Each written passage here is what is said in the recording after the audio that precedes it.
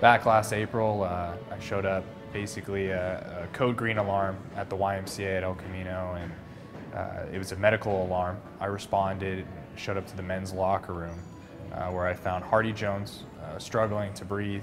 He was complaining of arm pain as well as chest pain.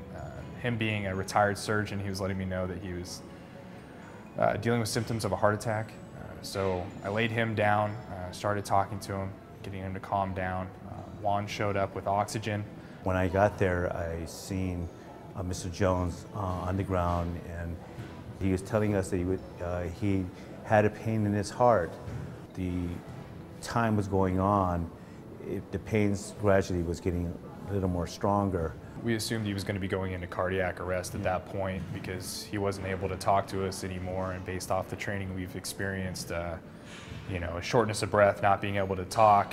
He kept arcing his back because he's just reaching for that last breath that he could take, and that's when we basically knew it was starting to go down south and we needed to start looking at the AED so we could get a heart rhythm in case we needed a shock. He also, at one point, to back up, Hardy actually dialed on his cell phone and called his wife to let her know that she needs to come pick up the dog out of the car because he was having a heart attack. Paramedics showed up in quick response time. I think it felt like forever, but it definitely was probably quicker than we expect.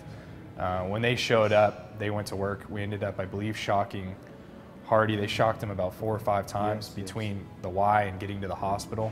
I ended up going to the hospital because your adrenaline is extremely high, and you know, I needed to know. I needed to be able to feel.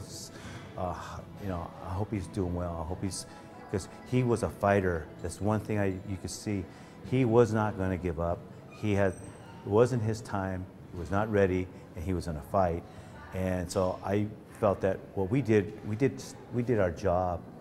We did what we were trained to do. It's nice to be able to have, you know, a situation like this that obviously ended positive and be able to reflect on that and share that moment to let people know that, you know, there is always a positive outlook, and by getting trained and being prepared, you know, sometimes you can help fix the situation so that way it doesn't have to end in a negative aspect.